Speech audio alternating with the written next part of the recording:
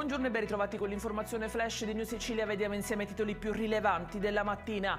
A Palermo scoperto un sistema di frode sui bonus edilizi, sequestrati 19 milioni di euro nei confronti di 107 indagati, coinvolte 19 imprese edili che avrebbero eseguito lavori di ristrutturazione soltanto sulla carta per oltre 26 milioni di euro.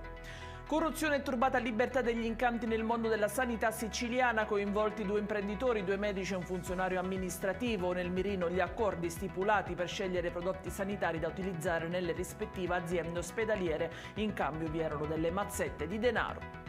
Una villa di 10 vani a Mascalucia nel Catanese del valore di circa 500.000 euro è stata sequestrata dalla polizia. Giovanni Piero Salvo, ritenuto affiliato al clan Cappello.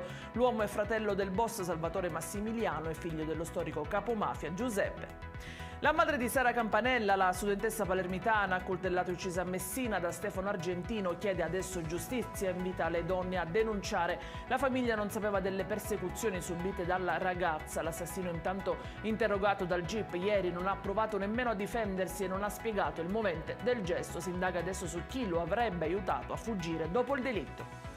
In chiusura l'Etna, nuovamente in eruzione dalle 22 di ieri con tanto di emissione di nube. Linee GV ha emesso un avviso per il volo di colore rosso. Nessun disagio al momento per l'aeroporto di Catania.